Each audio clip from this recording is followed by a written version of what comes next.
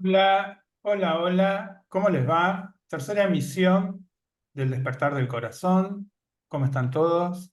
Me imagino que muy bien, preparados ya para, espiritualmente, como para afrontar un tema muy hermoso, muy buscado, muy especial, que es el de María Magdalena. Hoy vamos a darle una óptica, de acuerdo a algunas investigaciones que hice, contactos espirituales y especialmente el libro que he escrito de Sanación de María Magdalena, que salió en abril de este año, Ediciones Lea. De paso, saludo a la editorial. Igualmente, antes de empezar con el tema, les comento que el martes que viene a las 19 horas voy a empezar un curso de un mes sobre registros acásicos con la modalidad de canalizar en vivo. Es decir, uno entra al curso, son 4 clases de 1 hora de duración cada una que se graba, y yo empiezo a canalizar. Voy a canalizar mensajes personales para cada uno de los miembros del grupo, de acuerdo a lo que me vayan preguntando, y también voy a canalizar técnicas de registros acásicos. Mi modalidad es implementar la apertura de registro acásico a través de la Merkabah. Pues yo que vengo haciendo registros acásicos y enseñando ya van 23 años. Y siempre tuve la inquietud de enseñarlo la mejor manera para que todo el mundo lo pueda abrir, porque de la forma clásica algunos podían y otros no, y la verdad que no me gusta que la gente se vaya frustrada, que no pueda abrir registro. Entonces fui avanzando y trabajando con nuestra Merkabah personal lo podemos hacer. Que también un día vamos a dedicarle toda una emisión a la Merkabah. ¿De qué se trata? Bien, pero volvamos a María Magdalena. Su nombre original, con el que era conocida en el momento que estuvo encarnada, es Miriam de Magdala. Miriam, porque es María en hebreo, y Magdala porque es su pueblito. ¿Está? Y ahí nos vamos a referir. Mira, les voy a chusmear algo de Magdala. Estuve allí por quinta vez el mes pasado. No sé si se ve. Vos me dirás, Jiménez, si lo están viendo. Estoy posando ahí en la sinagoga que se encontró de Magdala. Bien, hermoso, hermoso, hermoso. Yo hablo mucho de Magdala. Para mí no se puede hablar de María Magdalena sin referirnos a su pueblito natal, a Magdala. Y ella es Miriam de Magdala. Así que para mí es sumamente importante. ¿Por qué? Porque con María Magdalena comenzaron a haber muchas canalizaciones con respecto al amor que tenía con Jesús, a que formaron pareja, que se fueron de Israel después de la crucifixión. Pero podemos volver, ¿no? Es como que en vez de dispararnos tanto, ¿no? Con la imaginación, porque no sabemos si eso ocurrió. Ustedes miran, sí, pero bueno, todos los que fueron a Francia sintieron que estaba María Magdalena. Es cierto, eso es verdad. También la he sentido en otros lugares. En Inglaterra, en Glastonbury, por ejemplo, se la siente y mucho, y hay una iglesia de María Magdalena y se la siente enormemente. Y a mí lo que me interesa primordialmente es que precisemos cuál es su rol en este momento y que no nos desviemos en otras cosas, porque ¿qué es lo que pasa? Si pensamos que Jesús tenía un amor físico con Miriam de Magdala, nos estamos yendo para otro lado y estamos dejando la parte más sagrada que es el mensaje de Cristo al planeta. Entonces volvamos a Magdala. ¿Qué pasó con Magdala? En el año 2005, estamos hablando de hace muy pocos años, un sacerdote mexicano compra unas tierras en Israel eh, para hacer su centro, digamos, ¿no? El objetivo era hacer lo que hay ahora, que es un lugar de retiro, la iglesia, un lugar de investigación y un hotel. Ya está todo construido, estuve hace un mes, el hotel y todo es muy hermoso.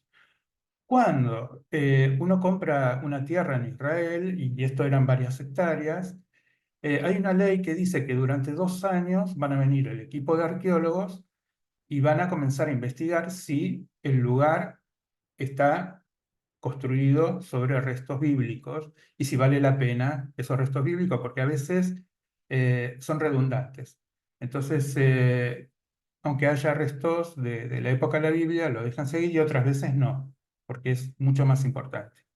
A los 2 años, ya cuando se estaban yendo, descubren una pequeña pared y paran todo y empiezan a investigar y se encuentran con la ciudad de Magdala. ¿Qué había pasado? Bueno, Magdala, como todo el resto de Israel, fue invadida por los romanos y lo destruyeron. De eso tenemos abundante testimonio directamente de Flavio Josefo.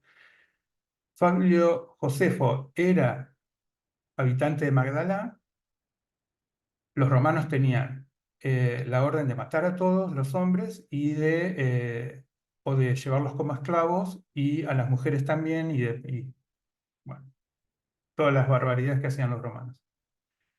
Cuando iban a matar a Flavio Josefo, dijo que por favor lo conserven con vida, que él era muy culto, que si lo dejaban vivir iba a ser el historiador de todo lo que estaba haciendo Roma en ese momento en Israel.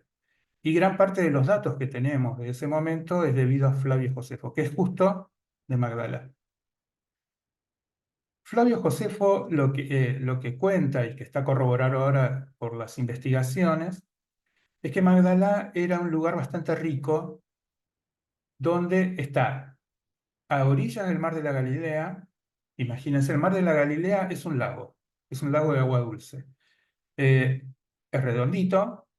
En Israel le dicen Kineret, porque Kinor es violín, tiene como una forma redondeada, media alargada, que parece un violín. A 5 minutos de donde vivía Miriam de Magdala estaba Capernaum, donde vivía Jesús. O sea que Jesús iba en 10 minutos, podés llegar caminando tranquilamente. En coche, te subís en Capernaum, haces así y ya estás en el pueblito de María Magdalena. Con lo cual era muy fácil que Jesús visitara ese lugar y estuviera en la sinagoga. Bueno, los romanos pasan por ahí, sacan todas las personas, destruyen todo lo que pueden y a los más o menos 100 años de esa destrucción viene una luz, porque Magdala está entre unas montañas y el mar de la Galilea y tapa todo el lugar. Por eso no estaba a la vista. En el año 2009, miren, qué dato más reciente, se empieza a ver la sinagoga.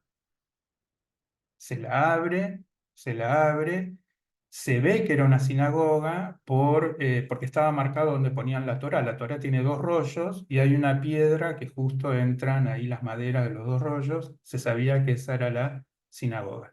Y todo el recinto, donde aparte de rezar, que tampoco se sabe si rezaban o no, porque en ese momento existía el segundo templo en Jerusalén. Entonces, se consideraba la sinagoga más que nada un lugar de reunión, más que de culto, con lo cual se presume que Jesús enseñó ahí. Hicieron un primer descubrimiento. O sea, primero descubrieron que ahí vivía María Magdalena. El segundo descubrimiento es una piedra en el centro de la sinagoga donde se ve esto. Yo lo estoy mostrando. Esta es la piedra central, que está ricamente labrada en los costados, que esos son motivos religiosos que se podían encontrar en el Templo de Jerusalén en ese momento. Pero arriba, en el centro, se ve un corazón y se ve la semilla de la vida. La semilla de la vida son los 6 pétalos, ¿tá? Eh, que es la base en geometría sagrada de la flor de la vida. Si yo empiezo a multiplicar esos 6 pétalos, se convierte en lo que nosotros conocemos hoy en día como la flor de la vida. Es la base geométrica de la flor de la vida. Y esto es inusual. En una sinagoga ese tipo de ornamento no se encontraba.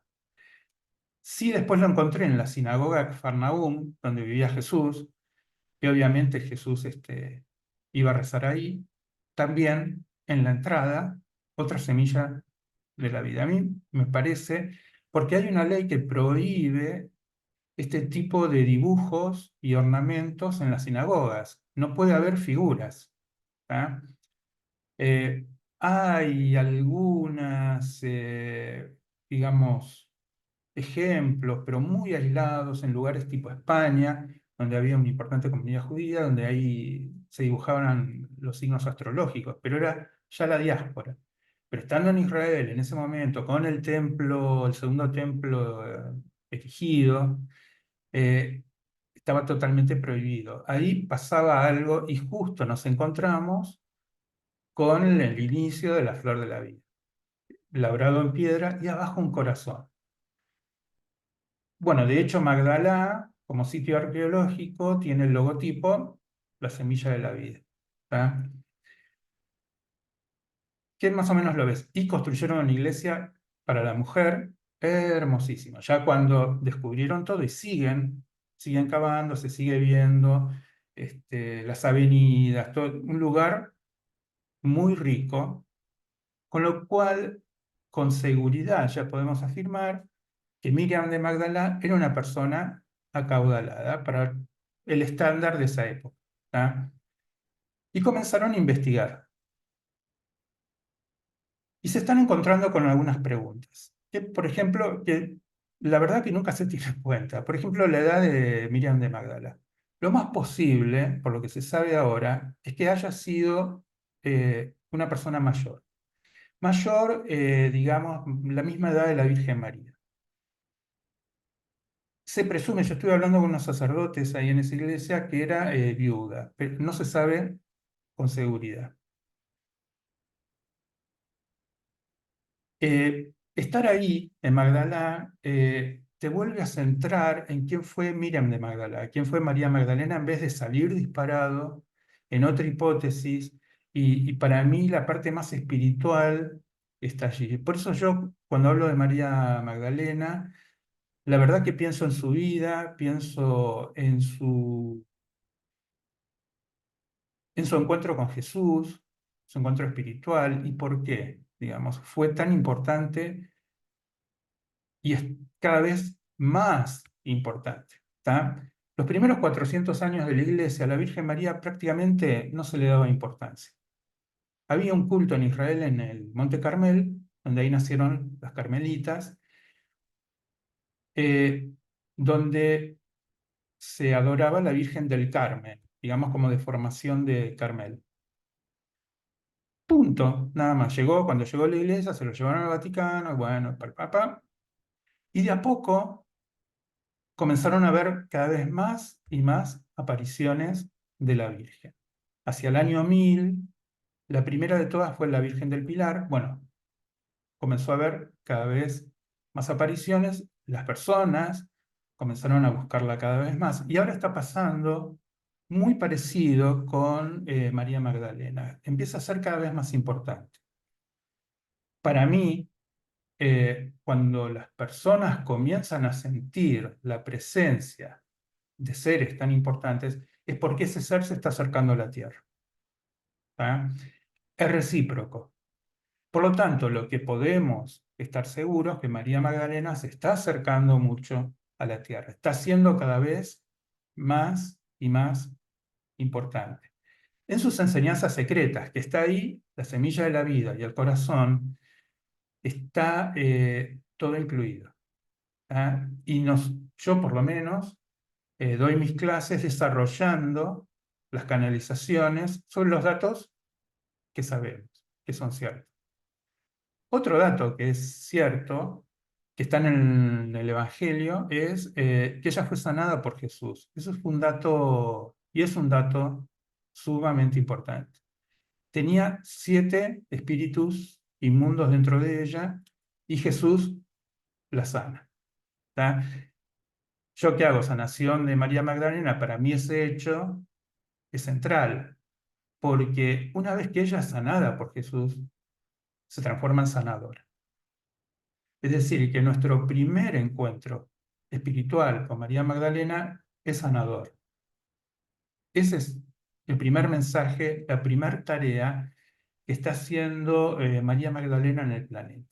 Con tanto dolor, tanta injusticia, tanta guerra, tanta desolación, tanta desesperanza, la figura de María Magdalena comienza a emerger una piedad, una misericordia que la raza humana precisa. En este momento, más que nunca, y cuantos más años pasan, más se va a precisar. Si yo hago un raconto histórico también, nunca se precisó tanto de piedad y misericordia como ahora. Todavía no llegamos al rol de María Magdalena, ¿tá? Nos falta un poco. ¿Qué es lo que yo canalizo con respecto a María Magdalena? Jesús, sabemos que tenía 12 apóstoles. Los 12 apóstoles son varones, eran hombres. De otra manera, no podían ser apóstoles. En esa época, con la mentalidad de esa época, la mujer no podía ser presentada en un rol social. Pero también era la polaridad energética de esa época, que era masculina. Si bien Jesús nunca quiso que haya sacerdocio, de hecho lo prohibió, habló, sí, con Simón, que después se llamó Pedro, que él era su iglesia, que sobre él iba a construir su iglesia, que es decir, es una iglesia que está en el cielo, porque San Pedro está ascendido, tiene sus 3 llaves, sus 3 iniciaciones para pertenecer a la iglesia de Cristo, la iglesia real que está en el cielo.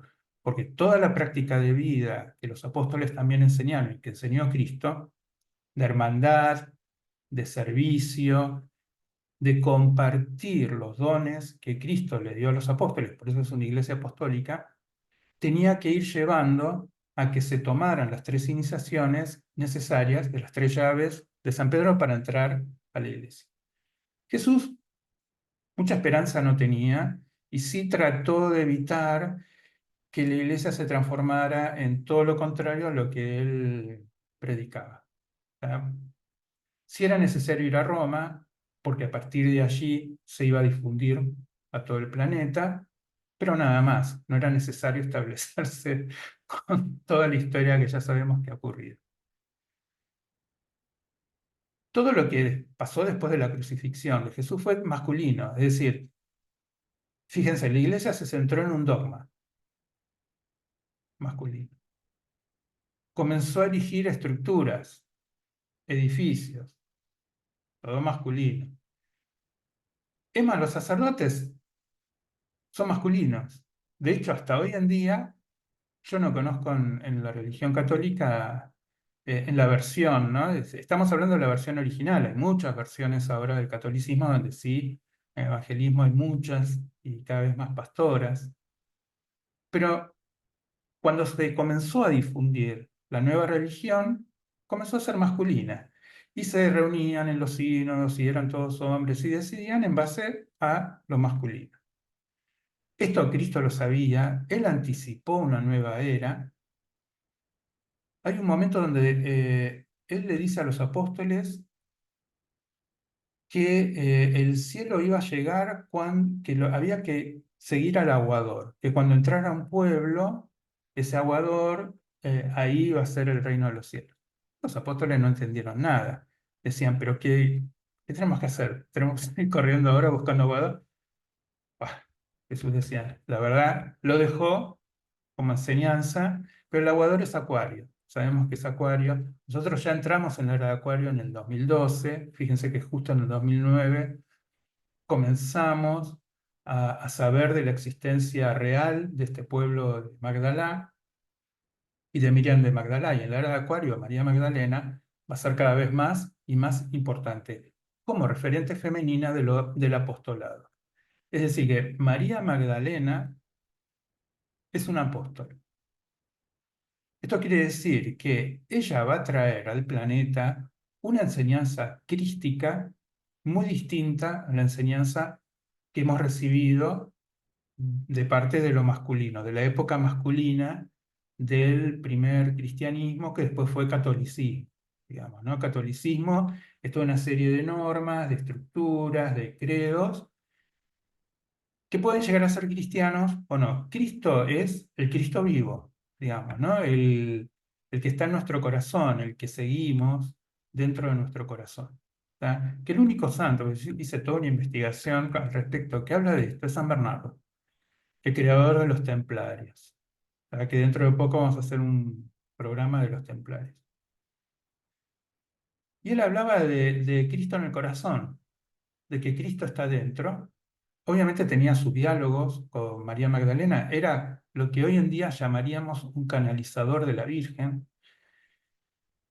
Excelente, todo el material que brinda San Bernardo es prácticamente desconocido, pero nosotros sabemos que ser cristiano es tener a Cristo en nuestro corazón, es acceder a su iglesia, la que San Pedro custodia, nos da la entrada con sus tres iniciaciones, eso es muy, muy interesante. Eh, Bien, estuve ahí hace poco en la tumba de San Pedro en Roma, en el Vaticano. Está a 8 metros abajo de donde el Papa da misa. Es muy interesante. Que también un día vamos a hablar de cuáles son los roles de la tumba de los grandes seres y voy a ir introduciendo de a poquito conceptos de la Kabbalah hebrea que son bastante, bastante avanzados. Entonces, resumiendo, María Magdalena es un apóstol. ¿Tuvo hijos con Jesús? Miren, yo lo que pienso, yo lo que veo, lo que siento profundamente y canalizo también en la zona, es que lo que les interesaba era su mensaje espiritual. Y todo estaba supeditado a eso. Y Jesús dio su vida, no, no hay que discutirlo por eso. Y si había algo que él tenía en su interior con respecto a la tierra, era un gran dolor, un gran, gran dolor. Él cuando ya es grande, a los 30 años, y retorna a Jerusalén por el Monte de los Olivos y ve el segundo templo y ve lo que va a pasar en muy pocos años después que él vaya a la cruz, eh, hace que se doble de dolor y empiece a llorar, diciendo que no iba a quedar nada de eso. Eso es lo que dice el Evangelio. Claro, no iba a quedar nada del templo, obviamente, pero tampoco iba a quedar nada de toda la gente que él conocía, que tanto amaba. Los veía todos o muertos, o siendo esclavos, o prostituidas las mujeres, y él se fue muy amargado con eso. De hecho, en el Vía Crucis, cuando las mujeres de Jerusalén lo quieren consolar, y él estaba más preocupado por ellas. Él les dijo, no sufran porque yo elegí mi camino, y él tenía en su corazón gran parte de su preocupación sabiendo que lo de él iba a ser un anticipo de todo el sufrimiento que iban a experimentar sus seres amados. Él estaba muy centrado en eso. Él estaba jugado por su trabajo espiritual que redundó impresionantemente, ¿no? Porque si uno habla con los expertos, y ellos saben más o menos cuánta gente habitaba en ese momento en Israel, te van a hablar de, pues, por ejemplo, te dice una muchedumbre en Tabja, ¿no? Donde Cristo multiplicó panes y peces, y una multitud en ese momento eran 100 personas, no eran más. Cuando uno ve Magdalá, Magdalá era un poquito más grande por el tema que había mucho trabajo. Pero la aldea donde vivía Jesús, Nazaret mismo, eran poquitas casas, nada más. Entonces, más o menos llegan a la conclusión que Jesús en vida fue visto por unas 3.000 personas, así con mucha generosidad, y durante 3 años. Y ustedes, fíjense, la revolución planetaria que generó un maestro espiritual tan alto como Cristo, con 3.000 personas. O sea que, por eso, cuando nosotros vamos a Israel y estamos ahí, lo vemos ahí. Fue desde mi primera vez, yo hace más de 40 años que fui por primera vez a Israel, y uno ve el mar de la Galilea, lo ve ahí, lo ve caminando sobre las aguas. Bueno, en Jerusalén, ni hablar. Y su presencia impregnó todo el planeta. Yo no lo veo con un gran interés en lo personal. Si ustedes me preguntan, yo sinceramente, yo sé que hay muchos grupos y que la reunión de lo masculino y femenino, sí, eso es cierto, pero no hace falta crear esa historia o creer en esa historia, porque la reunión de lo masculino y femenino es una realidad espiritual que ellos nos están enseñando espiritualmente. ¿Tá? Y ese gran amor que ellos tenían, obviamente, si vos ves a Jesús en vida, estás enamorado, como todos, porque ven el amor. Él te mira, te enamora, porque vos descubrís que es el amor. ¿Tá? Hay una frase muy linda de una canalizadora de Salta, Argentina, que ella dice que la primera vez que vio a Jesús apareciéndosela, se enamoró de él y le pidió hasta perdón a la Virgen María por quererlo más a Jesús. Y la Virgen le decía, pero es el amor, ¿cómo no te vas a enamorar? Pero ese amor, confundirlo con una progenie, con una descendencia y con la monarquía de Europa, la verdad, no, no, esa parte de la monarquía, no. Más, cuando hablemos de los templarios, vamos a ver qué es la monarquía de Europa y lo que hicieron con los templarios para ver si ellos tienen alguna inclinación u origen espiritual. Ahora, sabemos del cambio de era, sabemos que de lo masculino estamos yendo a lo femenino. En mi visión, lo femenino es un femenino universal, es decir, es un femenino que va a unir masculino y femenino. Estamos en esa etapa y en esa transición, la parte sexual de la humanidad se volvió un poco desordenada, para no decir definitivamente caótica, hasta que encontremos un equilibrio real, verdadero, espiritual y psicológico de lo masculino y lo femenino. Necesitábamos, para lo femenino, yo hablo de lo femenino, no hablo tanto de la mujer, pero en este caso voy a hablar de la mujer. La mujer estuvo tan postergada durante tantos y tantos siglos que fue muy necesario que la mujer comience a evidenciar su verdadera capacidad para sorprender a todos, ¿no? Porque las mujeres pueden hacer todo y todo bien, cosa que el hombre, nosotros, lo único que podemos hacer es ver a la mujer y admirarla, como hace todos, porque somos muy unidireccionales, digamos. Ahora, llega un momento de encuentro entre el hombre y la mujer, lo masculino y lo femenino, que empieza a ser acuario. Faltan algunos años, porque por ahora es un desarrollo caótico como toda nueva energía que llega a la Tierra y que desarma mucho psicológicamente a todos. Ahora, ¿de qué se trata este apostolado femenino? Para mí comienza cuando Cristo es crucificado. ¿Se acuerdan, no? De la historia. Él es enterrado, ahora también estuve en el Santo Sepulcro, en unos nichos que tenía José de Arimatea, que era dueño, era una persona, por los nichos que tenía, era una persona poderosa.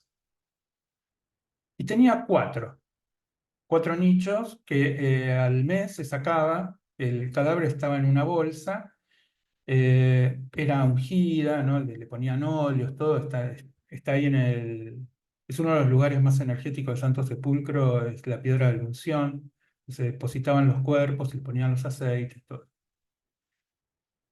Se ponían en una bolsa y al mes se retiraba esa bolsa, para que haya lugar para seguir poniendo futuros cuerpos. Y él tenía los cuatro nichos y la puerta se cerraba con una rueda de piedra. María Magdalena, al día siguiente de la crucifixión, va a ver la tumba, encuentra la piedra corrida, que había que hacer bastante fuerza para correrla, unos soldados romanos, y le pregunta, ¿qué pasó? Nadie sabía, entra y ya el cuerpo ahí no estaba. ¿ok?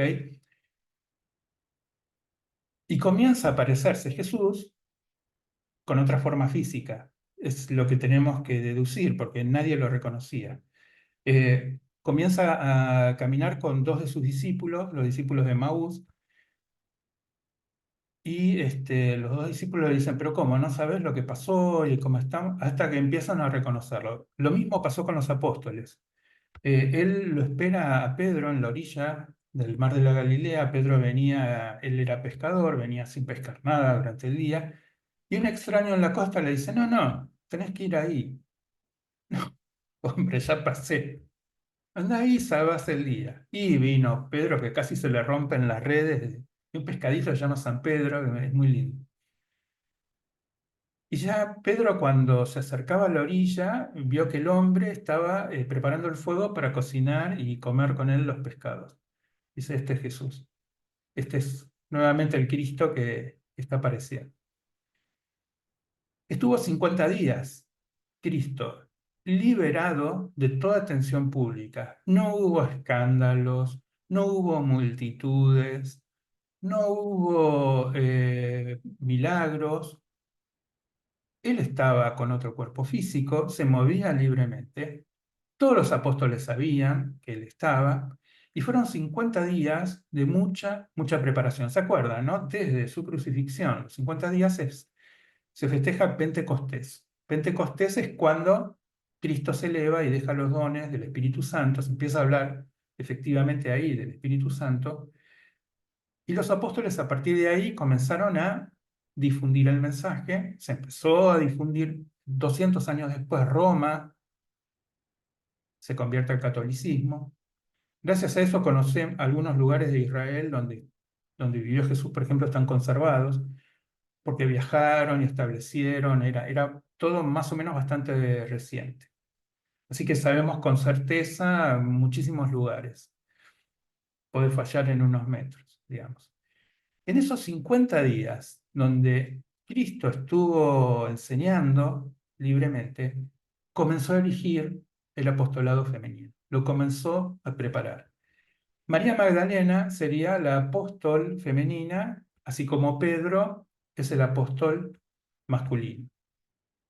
Eran momentos. Cristo ya estaba preparando la nueva época, por eso lo hacía en silencio, por eso comenzó a enseñar mujeres y no despertó ninguna sospecha. Ellos vivían en el norte de Israel, que eran pura aldea,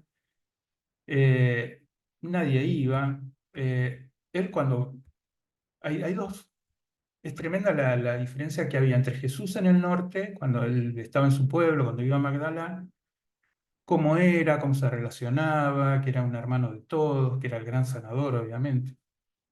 Y cuando bajaba a Jerusalén. Cuando bajaba a Jerusalén, se armaba, se armaba. Él curó un paralítico que hacía 38 años que no caminaba, y eso lo llevó a la cruz, porque lo hizo en Shabbat, lo hizo un sábado, que nadie puede hacer eso, y él lo hizo. Lo hizo igual, una persona que ni siquiera pidió ser sanada, que estaba ahí, que ni siquiera entendió cuando Jesús le dijo si quería ser sanado, si quería volver a caminar.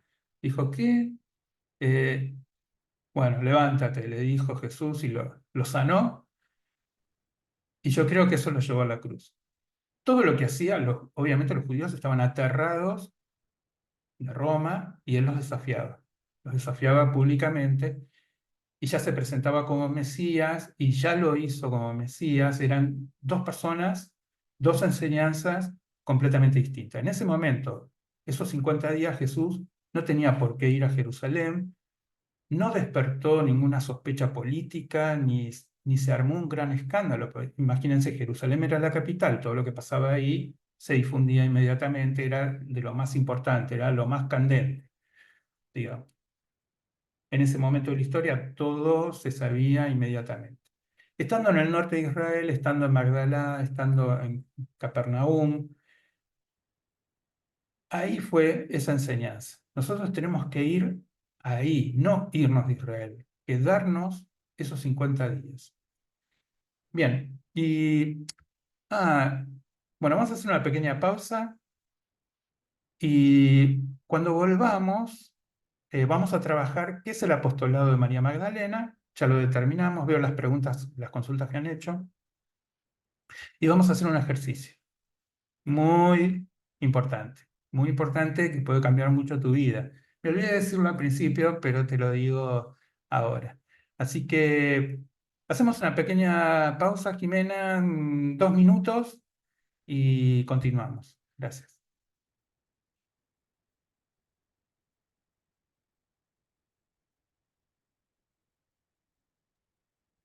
Bueno, Bernardo, estás en pausa. Genial.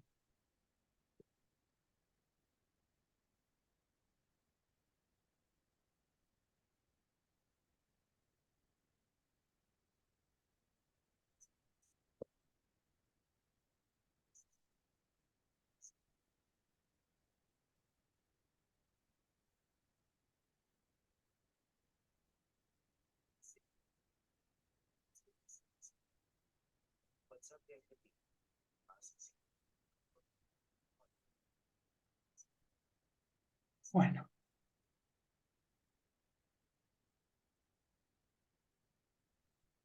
ah,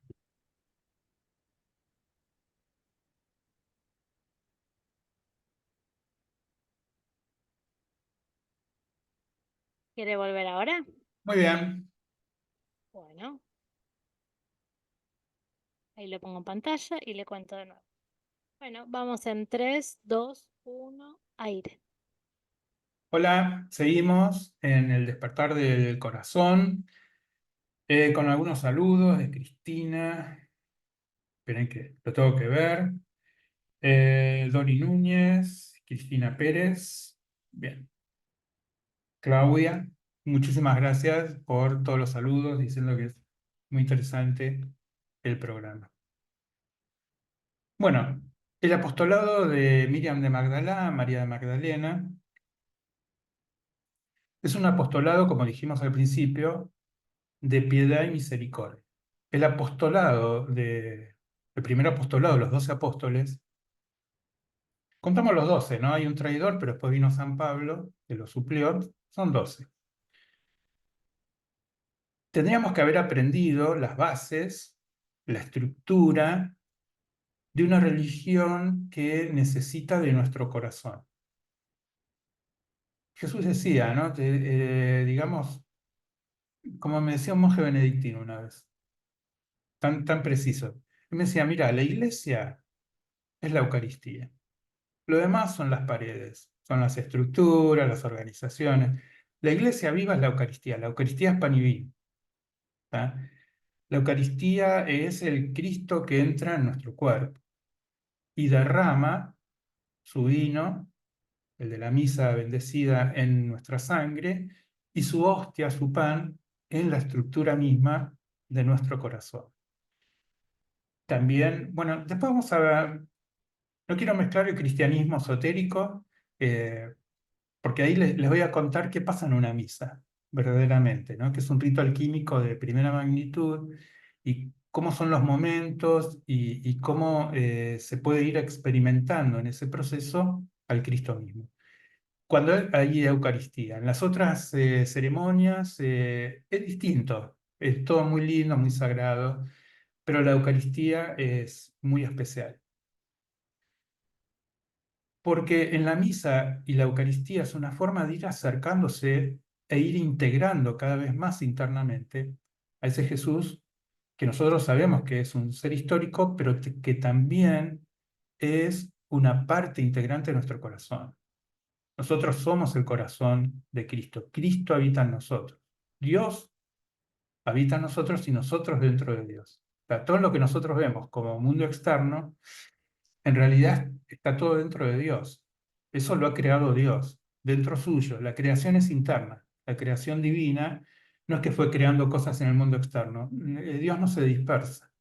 Dios lo mantiene todo unido porque Él lo ve todo al mismo tiempo, permanentemente. Entonces, lo que Él ha hecho es crear dentro de uno. Por lo tanto, nosotros vivimos también dentro de Dios. Y Dios vive dentro de nosotros. Es la misma realidad. Las dos cosas que le dije es exactamente lo mismo. Eso el ser humano mucho, mucho no. no lo entendemos. ¿Ah?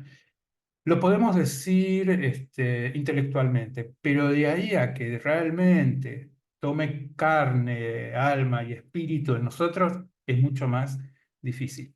Jesús lo que dejó es la enseñanza del amor, que Dios es amor.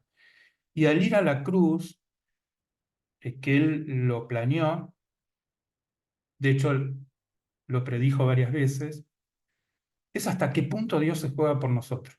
Cuando nosotros vemos un crucifijo, ¿no? En la iglesia y ahí algunos dicen, no, pues es un tipo ensangrentado. No, no es un tipo ensangrentado en una cruz, es el amor de Dios jugándose hasta lo último por vos. Entonces Dios te dice, hace algo, acciona poco. En ese momento en Israel lo que imperaba, como casi siempre en la religión judía, es la ley. Es decir, es la base de recibir a Dios. Y estaban muy preparados a recibir ese Mesías,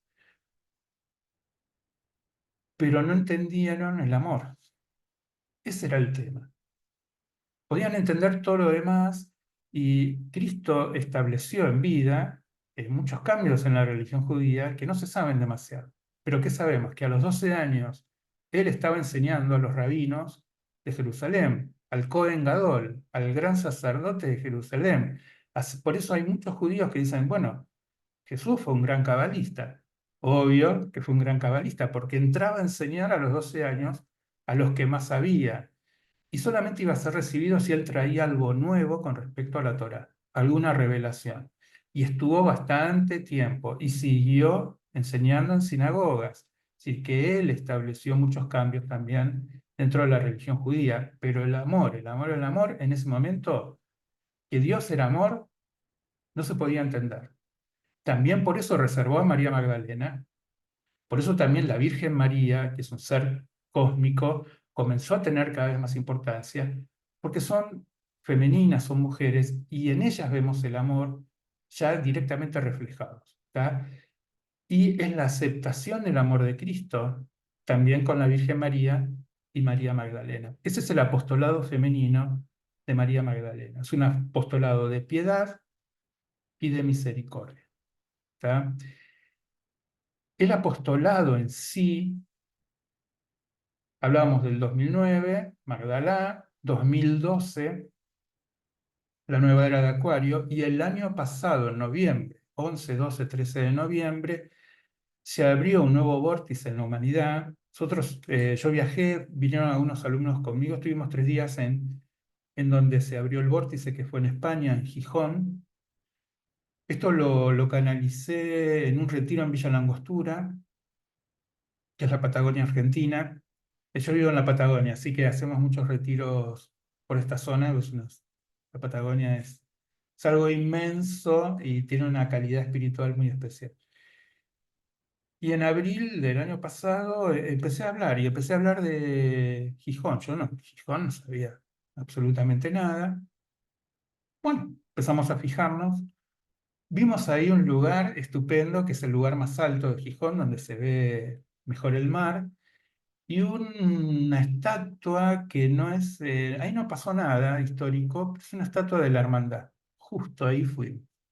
Es una estatua, nosotros le decimos la estatua del abrazo, que es como que te está proponiendo un abrazo. Y justo ahí se abrió ese vórtice. El vórtice quiere decir que es una energía espiritual que está ahí y que empieza a emanar su energía al resto del planeta. Y algunos seres humanos fuimos llamados para tomar esa energía durante esos 3 días y transmitirla, ¿no? Que transmitía 2 veces en vivo por día. Está en mi YouTube, que es de Bernardo Wikinski, bajo la lluvia, la noche, todo como podíamos.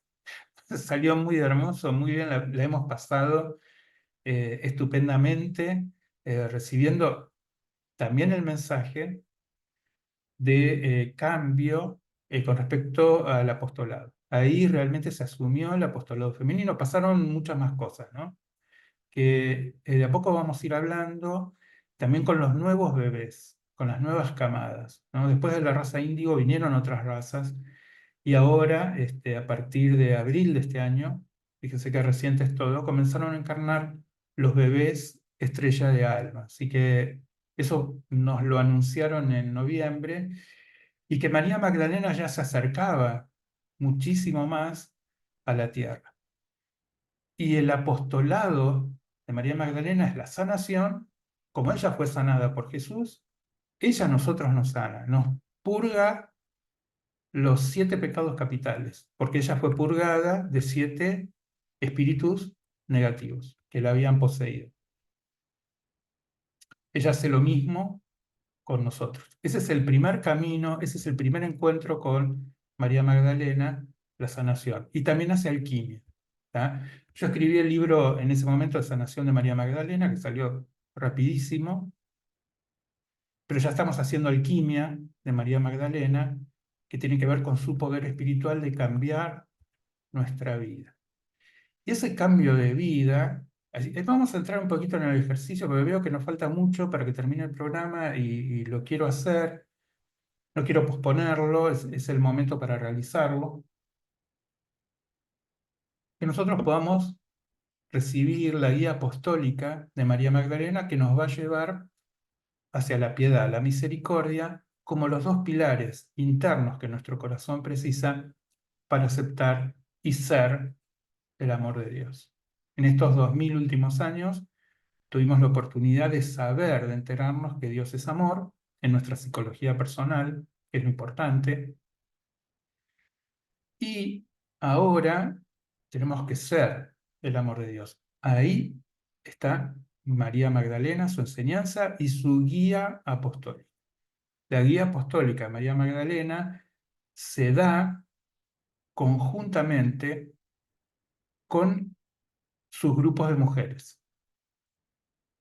Y nosotros vamos a recibir a una guía femenina que junto con María Magdalena nos van a encaminar en este proceso de piedad y misericordia para entrar en nuestro templo interno del corazón y ser el amor de Cristo, ser Cristo.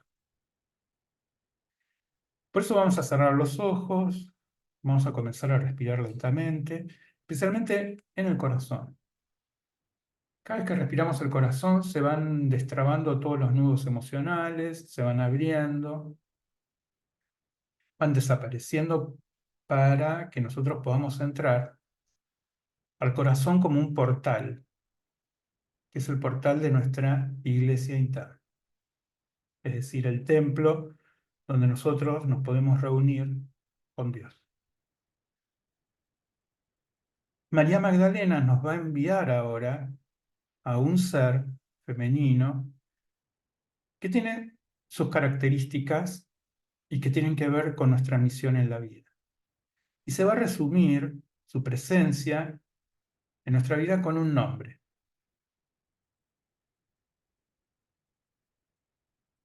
Meditando de esta manera, nosotros vamos a ir recibiendo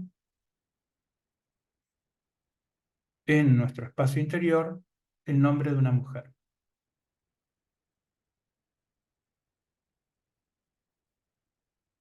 Muy bien, cuando lo tengamos, le preguntamos a María Magdalena y también a este ser femenino cuáles son sus características, porque eso va a teñir nuestro camino espiritual. El apostolado masculino creó un camino único para todos. Vos tenés que hacer esto. El apostolado femenino no.